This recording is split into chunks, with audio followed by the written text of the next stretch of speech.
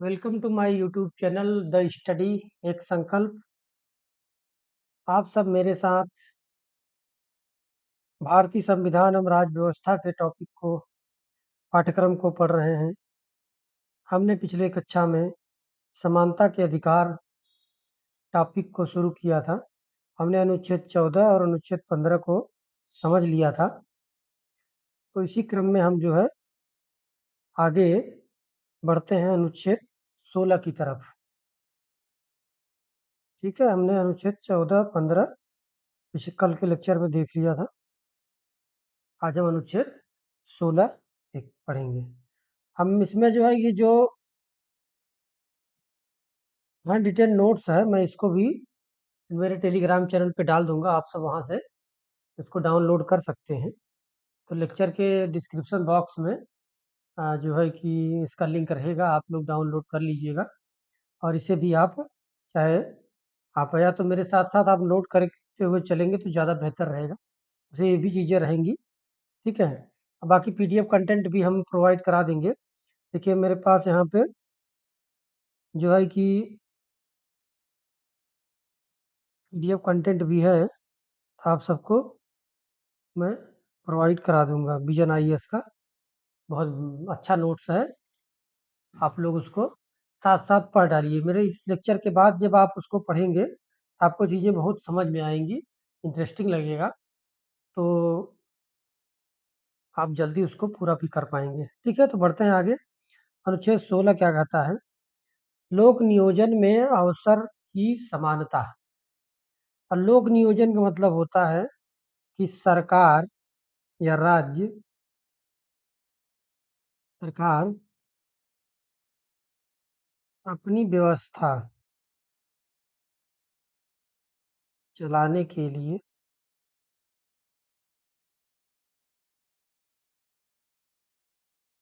जो मानव संसाधन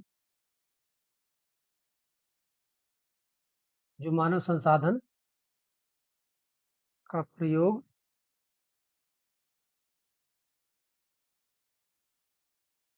करती है। ठीक है ना? अब भाई लोक नियोजन में अवसर की समानता होनी चाहिए कि सभी लोग, अब मान लीजिए कोई सार्वजनिक पद है, अब इस पर जो है भर्ती करनी है, भर्ती करनी है, तो अगर सभी को अवसर की समानता नहीं देंगे तो फिर समानता का उल्लंघन माना जाएगा। और ये पद इस विभाग में खाली है, इस सरकारी पद खाली हैं, और आप जो है कि यदि योग्य हैं, आप योग्यता रखते हैं, तो आपको पूरी अवसर की समानता मिलेगी। आप उसमें पार्टिसिपेट करिए, आपका चयन होगा तो आप उसमें राज्य कोई आपको बाहर नहीं कर सकता। ठीक है, इसलिए कहा जाता है कि इस अनुच्छेद में जो सरकारी भर्तियां हैं, सरकारी नियोजन है, लोक नियोजन है, उसके बारे में सारे जो है प्रावधान रखे गए हैं। अनुच्छेद 15 में दाखिला से संबंधित है। संस्थानों में जो है कि दाखिला कैसे हो, उसमें जो है कि इस तरह से विभेद नहीं करेगा कोई भी संस्थान, धर्म, जाति, लिंग, जन्म स्थान के आधार पे हमने ये सब देखा था। इसके जो भी 5-6 प्रावधान थे वो भी देखा था। अनुच्छेद 16 एक क्या कहता है? 16 का पार्ट 1 खंड 1 क्या कहता है? राज्य के अधीन, अब इसी तरह लिखते चलिए, राज्य के अधीन। अभी देखिए हम समानता का अधिकार पढ़ लेते हैं, इसके बाद जो भी इसके मुद्दे हैं डिबेट के, आरक्षण संबंधी मुद्दा मुद्दा क्या है उसका मूल्यांकन करेंगे। और जो आर्थिक रूप से पिछड़े वर्गों के लिए आरक्षण दिया गया 10%, तो उसकी क्या जो है उसका भी परीक्षण करेंगे। तो वो जो है मुख्य परीक्षा का टॉपिक में आएगा। तो 16 एक क्या कहता है? राज्य के अधीन किसी पद पर नियोजन या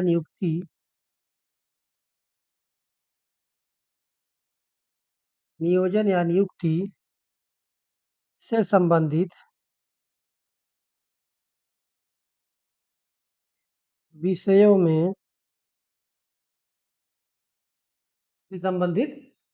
में सभी नागरिकों के लिए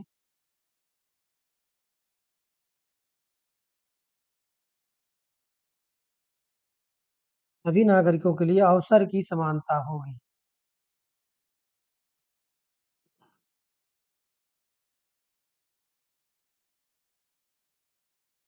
इसमें देखिए नागरिकों के लिए हमने बताया था कि अनुच्छेद 15 यहाँ नोट कर लीजिए फिर आपको पता रहना। अनुच्छेद 15, 16, 19, 29 और 30 ये अनुच्छेद केवल नागरिकों के लिए उपलब्ध हैं।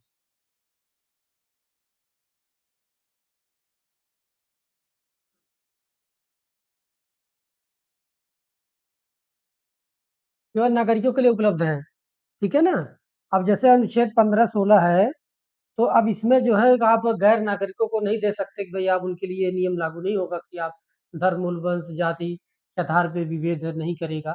यदि गैर नागरिक है तो उसके साथ राज्य विभेद कर सकता है, उसको दाखिला लेने से मना कर सकता है, ठीक है? और उसको सरकारी पद देने से मना कर सकता है। तो ये सब चीज़ें रखी गई हैं, इसलिए कहा जाता है कि नागरिकों के लिए ये अधिकार दिए हुए हैं अनुच्छेद 15 और 16। तो ये 16 एक की बात हो गई। 16 2 क्या कहता है कि कोई नागरिक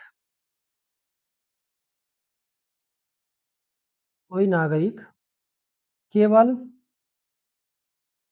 धर्म, जाति, मूल वंश, लिंग, वंश क्रम, जन्म स्थान, निवास या इनमें से कोई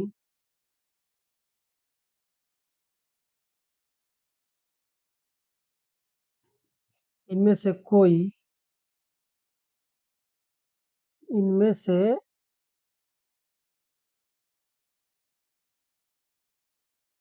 इनमें से किसी भी आधार पर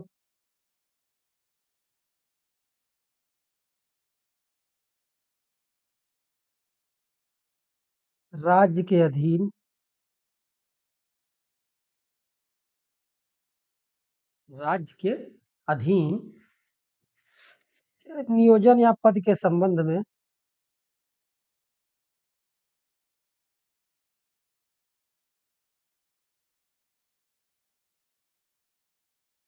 अपात्र नहीं होगा।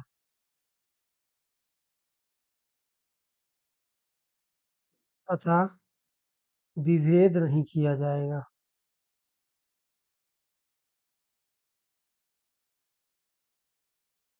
ठीक है ना?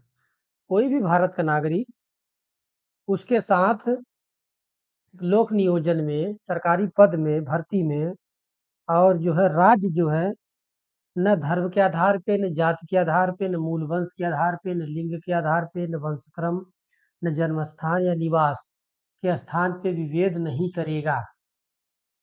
ठीक है ना? अब ये नहीं करेगा कि आप इस वंश क्रम से आते हो, इस खानदान से आते हो तो हम आपको भर्ती नहीं करेंगे, आपको राज्य का हिस्सा नहीं बनाएंगे, लोक नियोजन में आपकी भागीदारी हम नहीं देने देंगे। तो ऐसा राज्य नहीं कर सकता। अगर ऐसा होता है तो इस समानता के अधिकार का उल्लंघन माना जाएगा। आप सीधे सुप्रीम कोर्ट या हाई कोर्ट इसके उल्लंघन पर जा सकते हो। कभी-कभी देखिए इस तरह की अनियमितताएँ जब आती हैं, तो छात्र कैंडिडेट जो है हाई कोर्ट जाते हैं और सुप्रीम कोर्ट जाते हैं और कहते हैं कि हमारे साथ जो है इस आधार पे विभेद किया जा रहा है, जो समानता के अधिकार का उल्लंघन कर रहा है। तो अगर कोर्ट सही पाता है तो राज्य के खिलाफ जो है सरकार के खिलाफ फिर निर्देश जारी होता है कि नहीं अब आप ऐसा नहीं कर सकते। ठीक है? तो ये 16(3) में क्या कहा गया है? संसद विधि बनाकर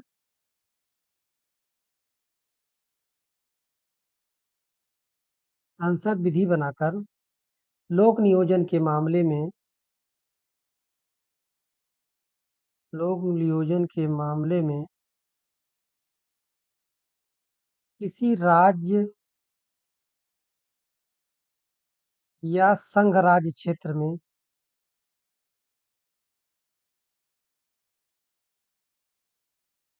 निवास संबंधी शर्त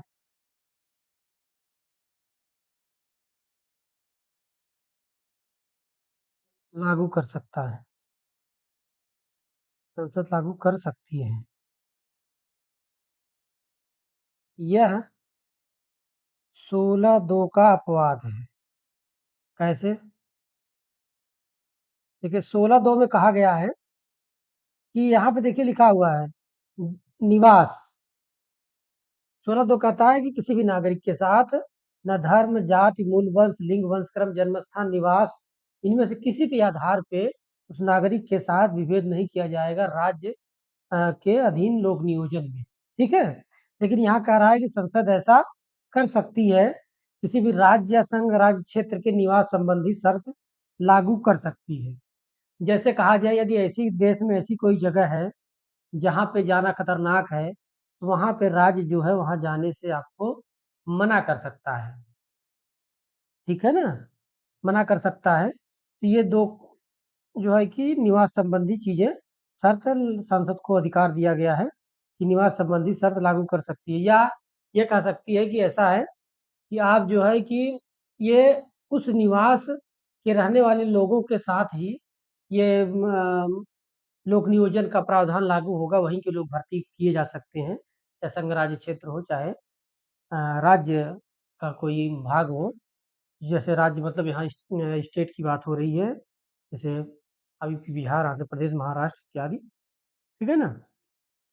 तो इसी तरह से जो है ये 16(2) के अपवाद में आएगा।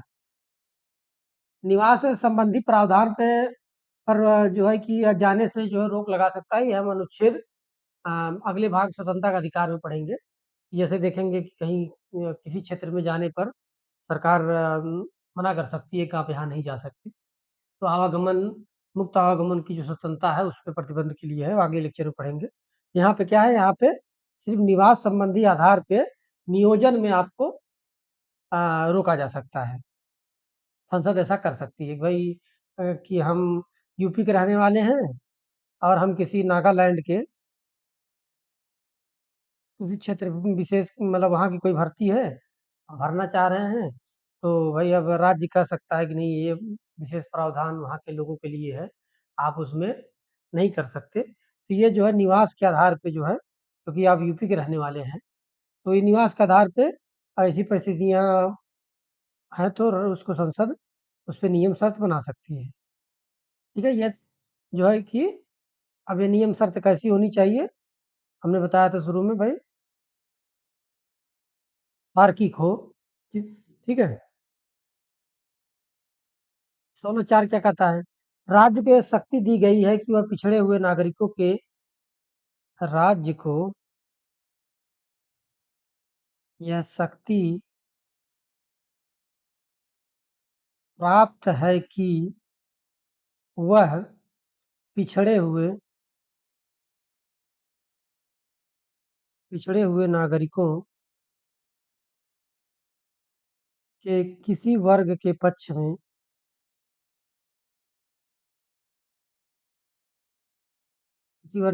में जिनका प्रतिनिधित्व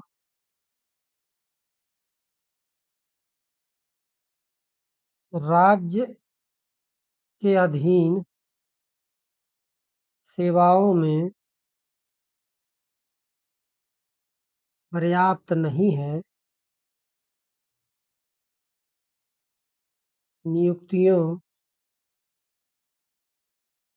या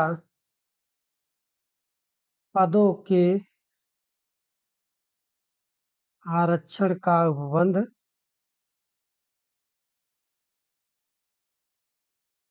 कर सकता है। ठीक है ना? ये आरक्षण संबंधी मुद्दा अब यहाँ से चालू हो जाता है। ठीक है? अब यहाँ पे शर्त क्या बताई गई? कौन सी? वह वर्ग क्या हो? पिछड़ा हुआ हो।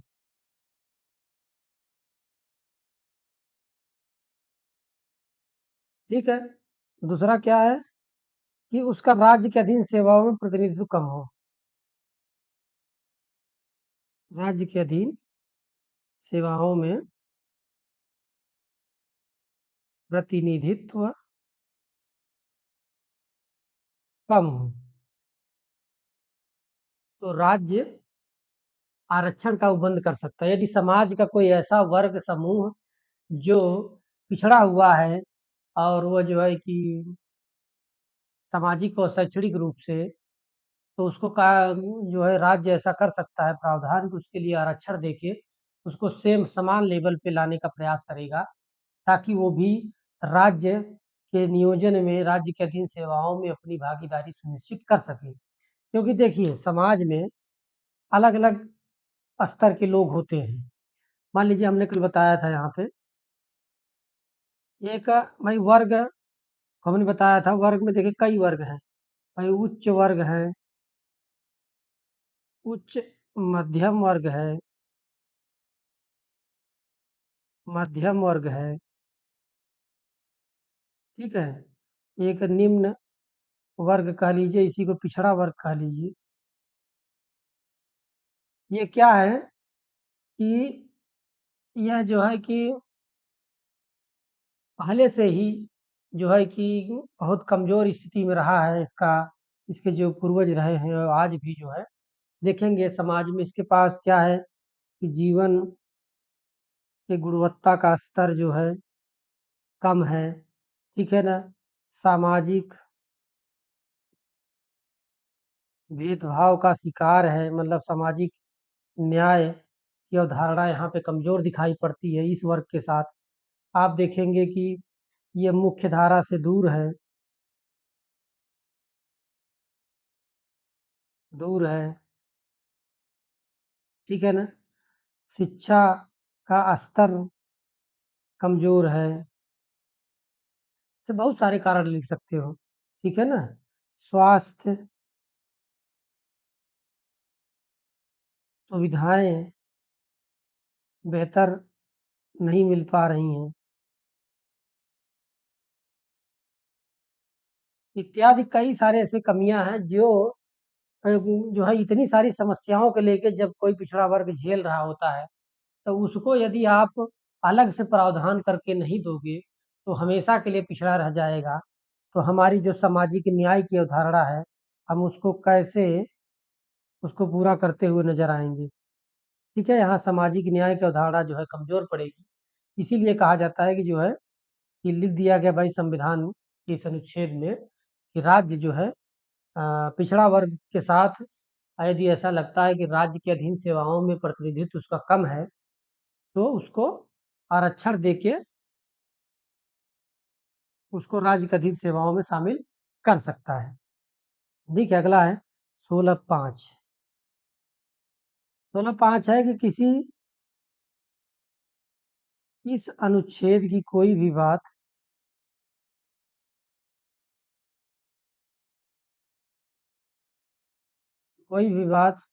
धार्मिक या सांप्रदायिक संस्था, मतलब धार्मिक संस्था कह लीजिए,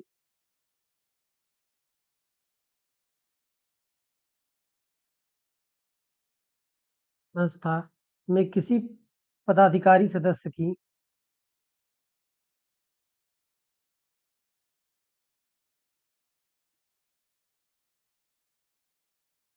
पदाधिकारी सदस्य की नियुक्ति में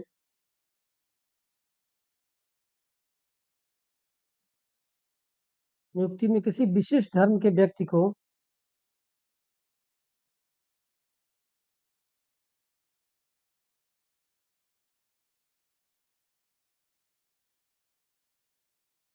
वरीयता देने से नहीं रोकता।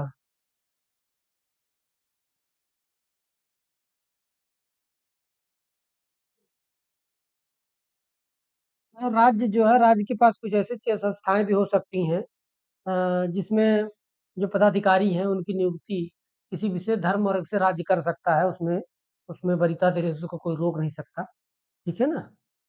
तो ये 16(5) की बात है। 16(6) में आप ईडब्ल्यूएस के बारे में देखा, ये 15(5) और 15(6) और 16(6) में ये 2 प्रावधान संशोधन करके 103वां ये जोड़े गए थे 10% आरक्षण। राज्य को विद्यमान आरक्षण के अतिरिक्त, मतलब यहाँ जो विद्यमान है उसके अतिरिक्त की बात हो रही है। राज्य को विद्यमान आरक्षण के अलावा या अतिरिक्त या प्रत्येक प्रवर्ग में पदों के अधिकतम 3% के अध्ययन थोड़ा शब्द है अलग, तो कोई नहीं, मतलब समझ में आ जाएगा अभी। में उल्लेखित वर्ग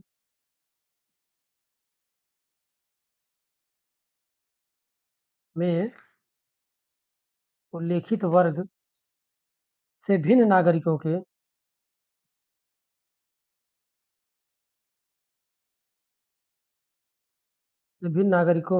के को इसको लिख सकते हैं, जिसका क्या है, आर्थिक रूप से कमजोर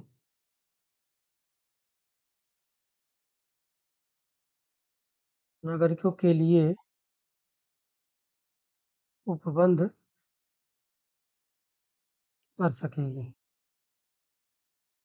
देखिए यहाँ पे जो 15/4 का जिक्र किया गया है, 15/4 में वही सामाजिक और शैक्षणिक आधार की बात हो रही है कि उसके अतिरिक्त जो है, जो हमने आरक्षण दिया है अलग अलग, जो है कि शिक्षण संस्थानों में, देखिए क्या लिखा हुआ है कि 15/4 के सामाजिक और शैक्षणिक दृष्टि से पिछड़े हुए नागरिकों, तो यहाँ पे सामाजिक और शैक्षणिक पिछड़े सामाजिक और शैक्षणिक रूप से पिछड़े वर्गों के आधार पे हमने आरक्षण की बात कही थी। अब यहाँ पे कहा गया उसके अतिरिक्त जो है, किस आधार पे, आर्थिक रूप से कमजोर वर्गों को राज्य 10% आरक्षण दे सकता है, 10% आरक्षण का उपबंध कर सकता है। ठीक है ना? ये जो है कि अब इसमें मुद्दे हैं जो है कि ईडब्ल्यूएस को आरक्षण की कितनी तार्किकता है, क्या है, परीक्षण अभी हम करेंगे। ठीक है ना? तो एक जो है कि कुछ अभी इसमें और शब्दावलियाँ प्रयोग होंगी, तो आप उसको जो है कि समझ लीजिए, मैं यहाँ बता देता हूँ। जैसे कि अब मान के चलिए कि हाँ, अभी जब डिबेट वाले मुद्दे देखेंगे तो उसमें से शब्द आएँगे। आप यहाँ थोड़ा-थोड़ा जान लीजिए।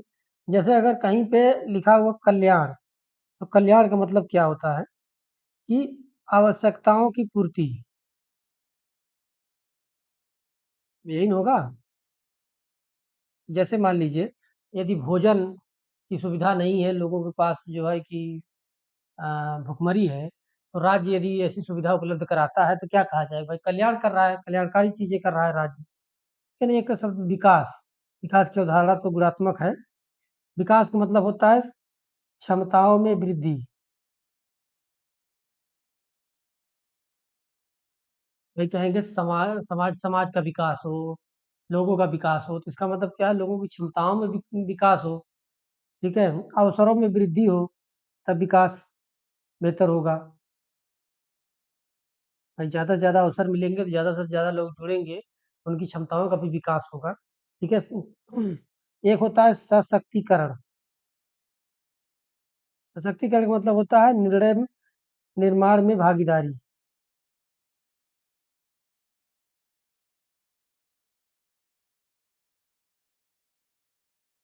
जिसे कहते हैं महिला सशक्तिकरण, वुमेन एम्पावरमेंट। इसका मतलब ये हुआ कि महिलाओं को निर्णय निर्माण में, नीति बनाने में, सब में हिस्सेदारी दीजिए, ठीक है? उसकी भागीदारी सुनिश्चित करिए, तभी उसका सशक्तिकरण हो सकता है। एक होता है शक्ति, दूसरा सशक्ति, ठीक है ना? शक्ति का मतलब किसी दूसरे के शक्ति द्वारा आपको नियंत्रित करना। सशक्तिकरण का मतलब होता है स्वयं आपको शक्ति देना। आप ये जो है कि कोई निर्णय ले सकती हैं, कोई जो है कि किसी नीति का हिस्सा बन सकती हैं। तो जो है कि आपको राजनीति में हिस्सेदारी दीजिए, आपको सरकार के निर्माण में जो है हिस्सेदारी दीजिए। आपका विभाग में प्रतिनिधित्व कम है, उसमें हिस्सेदारी आपकी बढ़े, ठीक है? तो जितनी भी क्रियाएँ हैं जिसमें समाज में चल रही हैं, उसमें यदि महिलाओं की भागीदारी बढ़ रही है, तो क्या कहा जाएगा, उसमें निर्णय लेने में महिलाओं की भूमिका बेहतर हो रही है, तो कहा जाएगा कि महिलाओं का सशक्तिकरण बेहतर हो पा रहा है। और अब न्याय की चीज़ें तुमने बताया था, सामाजिक न्याय का क्या मतलब है? मैंने जब प्रियम्बल पढ़ा था उसमें देखा था। सामाजिक न्याय का मतलब होता है समाज में निष्पक्ष व्यवहार,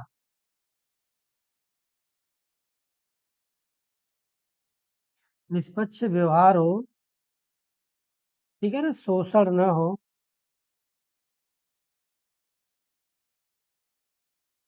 ठीक है ना? भेदभाव ना हो,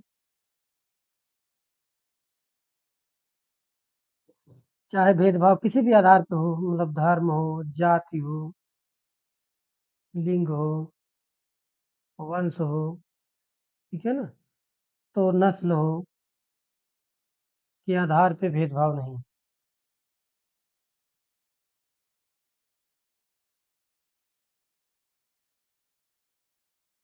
तो आप व्यवहार में देखिए, क्या हम सामाजिक न्याय की अवधारणा को कितना हम स्वीकार करते हैं? क्या हमारा समाज उतना स्वीकार करता है? हम दूसरे किसी जाति को देख लेते हैं तो कोई इरिटेट होते हैं कि नहीं, नहीं ये ठीक नहीं है, ये जो है इसके अंदर ये गुण है, इसके अंदर ये अवगुण है। कई सारी तमाम बातें समाज में आप सुनते रहते हैं। तो ऐसी चीज़ें होती हैं जो सामाजिक न्याय के विरुद्ध आपको कहीं-कहीं दिखाई पड़ती हैं।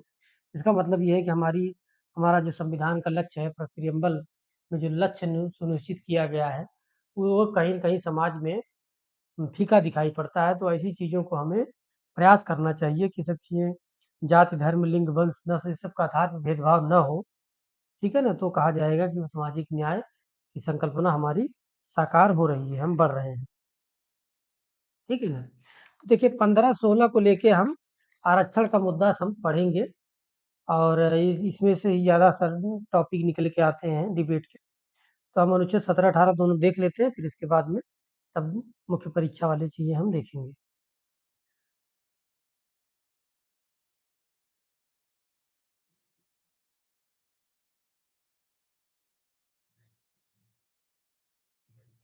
अस्पृश्यता का अंत, अनटचेबिलिटी, ठीक है ना? और संविधान में अस्पृश्यता को परिभाषित नहीं किया गया है, ये भी आप ध्यान रखिए।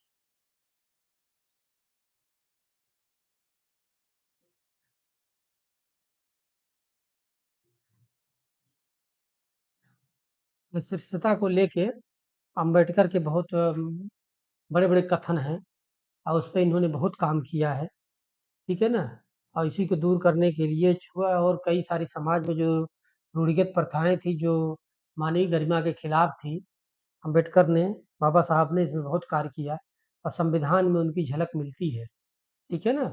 इसीलिए देखेंगे जो बदलाव हम आज देख पाते हैं समाज में समता का, हम हालाँकि अभी लक्ष्य की ओर हम बढ़ ही रहे हैं, निरंतर हमारा प्रयास जारी है, फिर भी जो चीज़ें हम कर पाए हैं, संविधान की मजबूती और ये सब प्रावधानों के कारण जो है, हम हमें जो है उल्लेखनीय सफलता इसमें मिली है कि हम धीरे-धीरे छुआ-छूत अस्पृश्यता के अंत करने की तरफ हम बढ़ रहे हैं। समाज में चीज़ें देखी भी जाती हैं, अभी खत्म कहना नहीं कह सकते पूरी तरह खत्म हुई हैं, लेकिन समाज में चीज़ें दिखाई होती हैं, धीरे-धीरे जो है जैसे जागरूकता, सामाजिक विकास, सामाजिक न्याय की अवधारणा मजबूत हो रही है, उसी तरह से ये सब चीज़ें भी कमज़ोर हो रही हैं। ठीक है ना? तो इसमें सीधे-सीधे लिखा गया है, अस्पृश्यता का अंत किया जाता है।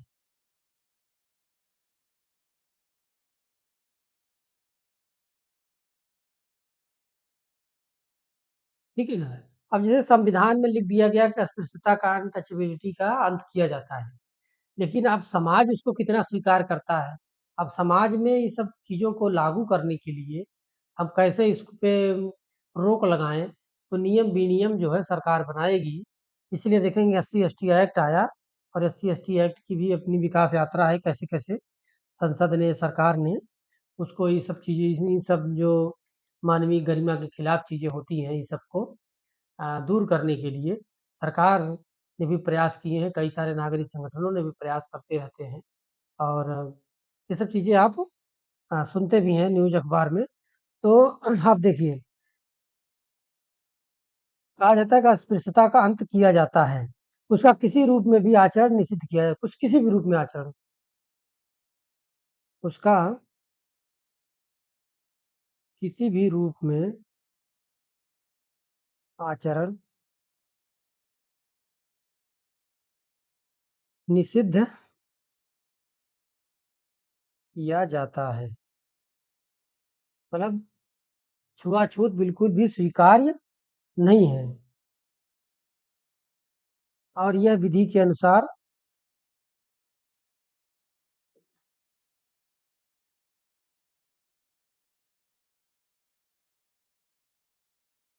दंडनीय होगा, इसीलिए कानून बनाया गया।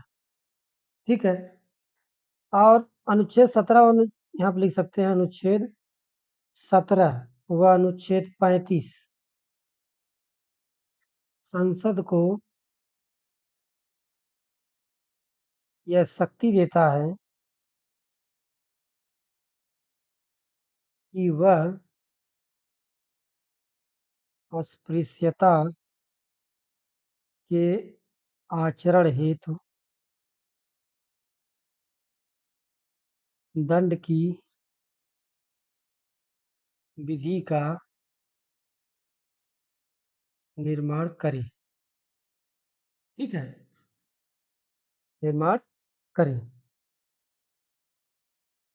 तो इसका मतलब देखिए, इसमें कोई प्रतिबंध नहीं है कि आप जो है कि इस तरह के आचरण करोगे तो आपको छूट मिलेगी, इस आचरण के तहत नहीं, अस्पृश्यता का दर्जा नहीं दिया जाए। इसको हम अनुच्छेद 17 को हम निरपेक्ष माना जा सकता है, निरपेक्ष माना जा सकता है, क्योंकि इस पर कोई प्रतिबंध नहीं है, सीधे सीधे लिख दिया गया है या पूर्णतः अंत किया जाता है अस्पृश्यता का। अगर आता है सवाल में, प्रश्न में, कि जो है कि मौलिक अधिकारों के निम्नलिखित में से किस अनुच्छेद को निरपेक्ष माना जा सकता है, तो आप अनुच्छेद 17 को टिक कर दीजिए, कोई समस्या नहीं है उसमें। ठीक है ना, इसके कोई अपवाद नहीं है। अब देखिए, इसकी विकास क्रम की यात्रा भी जान लीजिए, कैसे कैसे ये सब चीजें हम, जो संसद में जो कह दिया गया, संसद को अधिकार है कानून बनाने का, अस्पृश्यता निवारण का। तो संसद ने 1955 में 1955 में संसद ने अस्पृश्यता निरोध निरोधक अधिनियम बनाया। ठीक है, जिसे 1976 में कुछ संशोधनों के साथ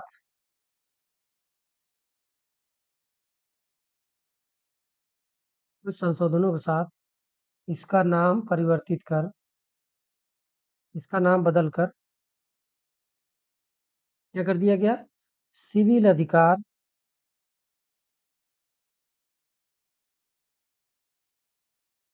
सिविल अधिकार संरक्षण अधिनियम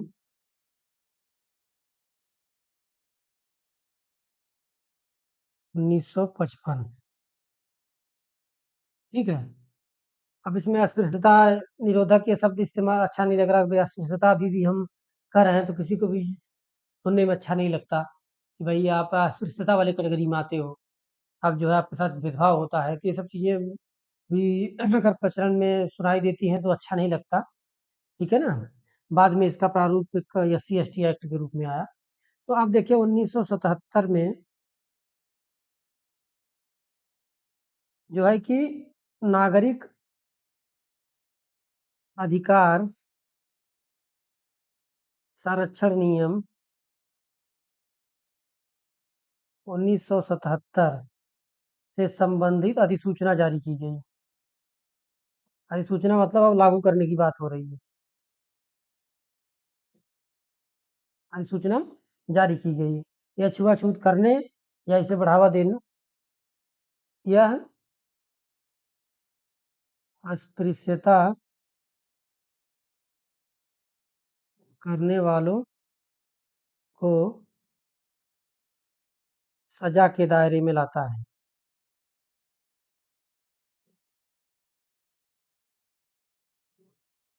ठीक है, अब देखिए, जो संविधान के अनुच्छेद होते हैं हूबहू आप चीजें लिखिए, फिर उसमें जो शब्द प्रयोग हुए हैं उसका आप मतलब समझिए, अध्ययन करिए, उस पर जो करंट में चीजें चल रही हैं उसको लिंक करिए, जोड़िए, तो जो है कि आपको अ, चीजें समझ में आएंगी कि हाँ, वो इसी तरह से संविधान की चीजें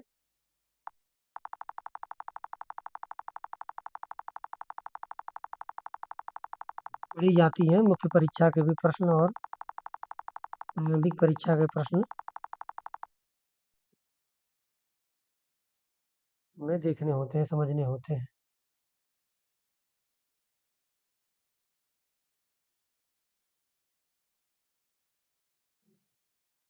ठीक है ना, दायरे में लाता है।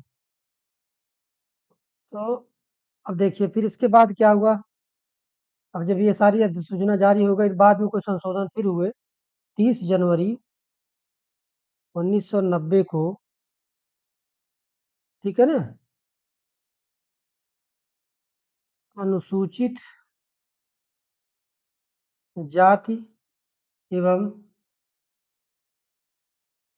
अनुसूचित जनजाति, अब जो है कि कुछ जो है जो जाति वर्ग में अलग समूह बनाया गया, जिसको इस तरह के जाति का दर्जा दिया गया कि यही लोगों के साथ प्रताड़ना होती रही है। ठीक है ना, एक SC ST का कैटेगरी बना दिया गया जाति का।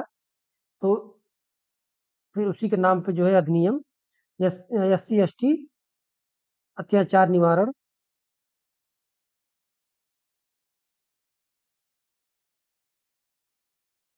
अधिनियम 1989 अस्तित्व में आया। ठीक है, इसी अधिनियम को एट्रोसिटीज एक्ट कहते हैं। इसे क्या कहते हैं? एट्रोसिटीज एक्ट भी कहते हैं इसको। अगर इस तरह से आता है तो आप इसी अधिनियम को जानते रहिए, इसके और क्या नाम है। ठीक है ना, तो ये चीजें हुई। अभी हम इसका जो उस तरह के मुद्दे हैं इसके विकास क्रम व विशेषता को इतिहास से लेके अब तक चीजों को थोड़ा जोड़ने का प्रयास करेंगे। ठीक है ना, पहले आप अनुच्छेदवार पढ़ लीजिए, फिर आगे की चीजें देखते हैं। ठीक है ना, अस्पृश्यता का आशय है, अस्पृश्यता को परिभाषित नहीं किया गया है, वैसे अस्पृश्यता का आशय जो है समान रूप से कहा जाता है कि पवित्रता और अपवित्रता की धारणा से है। ठीक है ना, ये मानसिक दूरी को इंगित करता है कि जो है कि हम आपसे मानसिक दूरी बनाए रखेंगे, हम आपसे बात नहीं करेंगे, आपके साथ खाना नहीं खाएंगे, आपके साथ नहीं रहेंगे। ये सब चीज़ें जो है मानसिक दूरी को दर्शाती हैं। ठीक है ना, और अनुच्छेद 17 राज्य के साथ साथ निजी व्यक्ति के विरुद्ध भी प्राप्त अधिकार है, भी जान लीजिए, नोट करके लिख लीजिए। अनुच्छेद 17 राज्य के साथ साथ निजी व्यक्ति के विरुद्ध विरुद्ध भी अधिकार के विरुद्ध भी प्राप्त अधिकार है। मतलब यदि राज्य की संस्था के बतौर यदि आप काम कर रहे हैं, आप पदाधिकारी हैं, यदि आप इस तरह का बिहेवियर करते हैं तो आपके ऊपर भी कार्रवाई हो सकती है। ठीक है, और यदि आप निजी हैं, व्यक्ति हैं, आप तो भी यदि समाज में ऐसी चीजें करते हैं तो यह एक्ट आपके ऊपर लागू हो जाएगा। ठीक है ना, तो इस जो कानून है SC ST एक्ट 1989, ठीक है ना, इसमें कुछ सुप्रीम कोर्ट में डिबेट चली, सुप्रीम कोर्ट ने कुछ इसमें अपने जजमेंट दिए थे फिलहाल, सब हाल फिलहाल। तो उसमें जो है कि पिछले साल, तो उसमें क्या कहा था कि जो है कि ये जो सरकारी आदमी है, यदि उसको इसके अंतर्गत गिरफ्तार किया जाएगा तो आगे अनुमति लेनी होगी नेक्स्ट हायर अथॉरिटी से। ठीक है ना, तो सब फिर बाद में संसद ने उसको क्या किया, फिर बदल दिया उस मानदंड को। तो इसमें कहा गया है जो है कठोर दंड का प्रावधान है।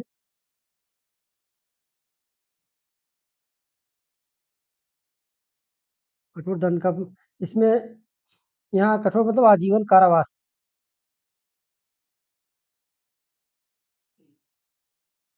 ठीक है, इसमें कहा गया इसमें अग्रिम जमानत का प्रावधान नहीं है।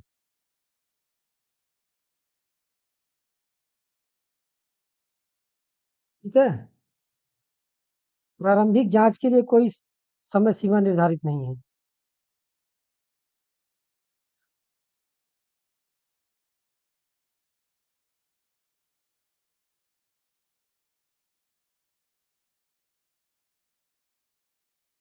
मतलब आपको गिरफ्तार कर लिया जाएगा, जो नहीं कि आप निश्चित समय में जांच किया जाए। ठीक है, या लोक सेवकों के विरुद्ध भी, लोक सेवकों के विरुद्ध भी कार्यवाही का प्रावधान रखता है। ठीक है, इसके लिए विशेष अदालत का प्रावधान किया गया है।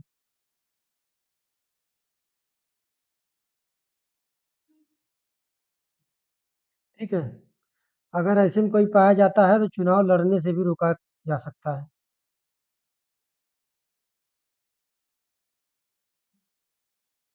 यदि किसी व्यक्ति के ऊपर एससी एसटी एक्ट के तहत कार्रवाई चल रही है तो चुनाव लड़ने से उसको रोका जा सकता है।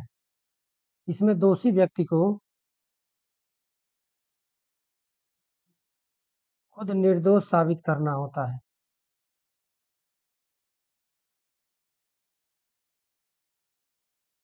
अन्य मामलों में जैसे पुलिस गिरफ्तार करती है, पुलिस ही चार्जशीट फाइल करती है, इसने ये गुनाह किया है, जब उसको अदालत परीक्षण करता है तो सही पाता है तो उस व्यक्ति को सजा होती है, नहीं तो फिर सजा नहीं होती। तो उसका मतलब उसमें राज्य जो है साबित करता है, लेकिन इसमें क्या है, जिसको गिरफ्तार पुलिस करेगी वही तय करेगा कि हम निर्दोष है। साबित नहीं कर पाया तो फिर उस जो है उसको सजा मिल जाएगी।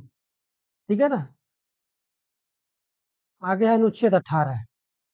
अनुच्छेद 18 जो है ये उपाधियों के अंत की बात करता है।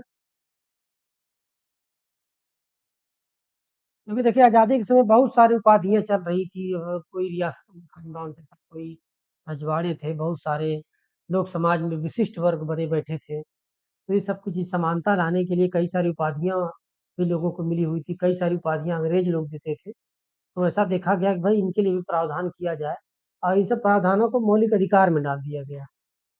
ठीक है ना, इसीलिए कहा गया उपाधियों का अंत किया जाता है। ठीक है ना। और क्योंकि यदि उपाधियों का अंत नहीं हो रहा है तो आप सुप्रीम कोर्ट जा सकते हो, हाई कोर्ट जा सकते हो, क्योंकि मौलिक अधिकार का उल्लंघन हो जाएगा। तो इसीलिए रखा गया कि ताकि ऐसी चीजें, कोई विशिष्ट वर्ग में अगर विशेषाधिकार रहेगा, उपाधि रहेगी, तो फिर लोग हमारा गणतंत्र कैसे देश पा सकते हैं। फिर लोकतंत्र कमजोर होगा, हमारी जो चीजें विशेषाधिकार की प्रवृत्ति और विकसित होगी, लोग कहेंगे हमें उपाधि मिलनी चाहिए, कोई हमें उपाधि मिलनी चाहिए। ये सब चीजें जो है ये नहीं हो सकती, समानता का वायलेशन हो जाएगा, ये ऐसी चीजें दिखाई पड़ रही। तो राज्य सेना या विद्या संबंधित सम्मान के अलावा कोई उपाधि धारण नहीं कर उपाधि प्रदान नहीं करेगा। इसमें कहा गया है राज्य को कि राज्य सेना या विद्या मतलब शिक्षा में संबंधित सम्मान के अलावा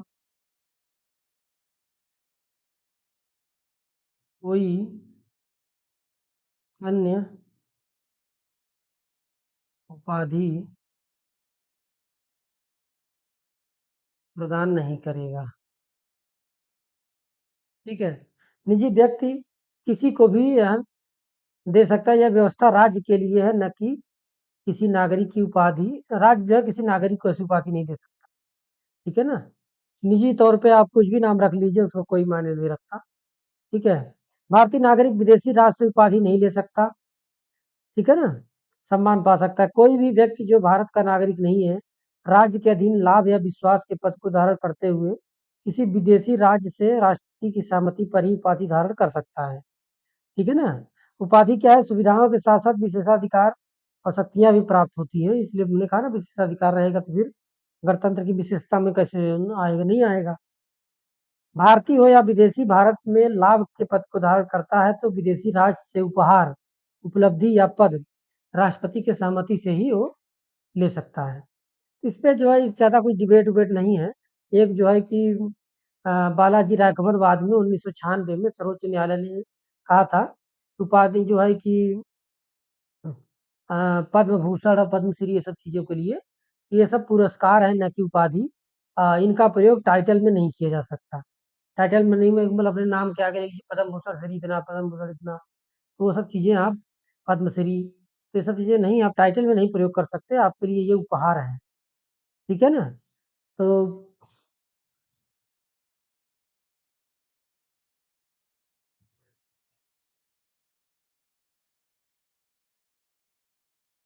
इसमें कोई कानून नहीं बना है कि यदि कोई उपाधि धारण करता है तो संसद उसको जो है कि उनकी सदस्यता मतलब नागरिकता रद्द कर सकती है।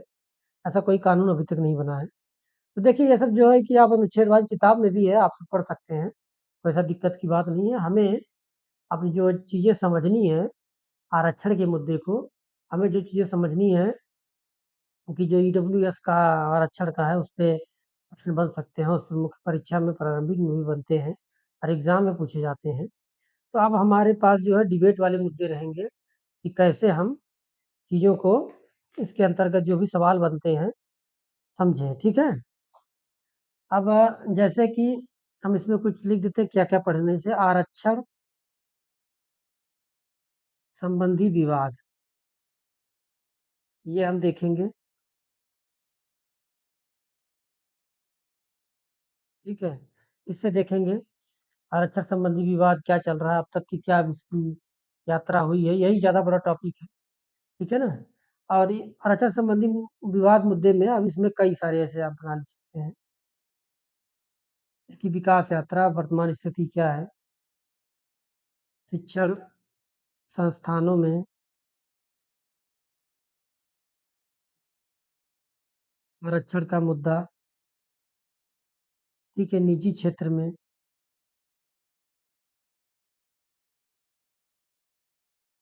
आरक्षण की माँग, ठीक है? और लिख सकते हैं कि धार्मिक आधार पे आरक्षण, कई लोग इसकी माँग करते हैं, धार्मिक आधार पर आरक्षण होना चाहिए।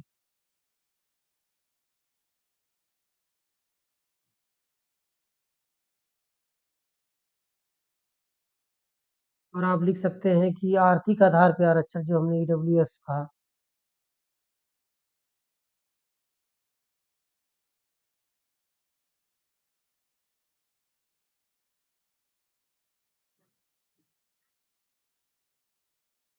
ठीक है? और आप इसमें देख सकते हैं कि आरक्षण नीति पूरी जो है विवाद हो गया, इसके बाद हम आरक्षण नीति का पूरा मूल्यांकन कर लेंगे ये सब देखने के बाद। पूरी जो आरक्षण नीति अब तक चली आ रही है, उसका हम मूल्यांकन लास्ट में कर लेंगे। ये टॉपिक हमारा यहाँ पे समाप्त होगा, ठीक है? इसके बाद में हम अनुच्छेद 15-16 की चीज़ें जो भी डिबेट मुद्दे हैं इसमें आ जाएँगे। अब अनुच्छेद 17 भी हम बता दे रहे हैं किस तरह से चलेंगे हम। अनुच्छेद 17 में हम अस्पृश्यता अस्पृश्यता की जो पृष्ठभूमि रही है, इसको देखेंगे और इसको जो है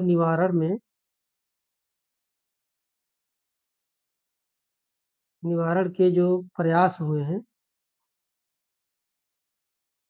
उसकी स्थिति क्या है, ये सब देखेंगे, ठीक है?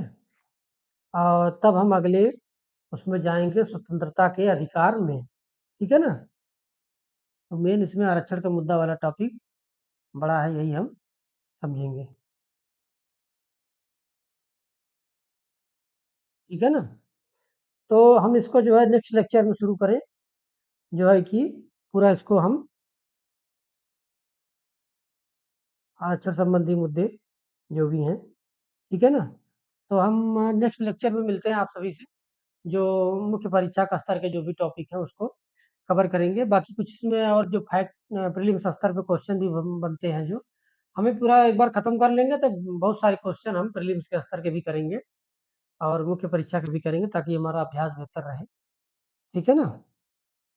ओके, मिलते हैं नेक्स्ट लेक्चर में, थैंक यू।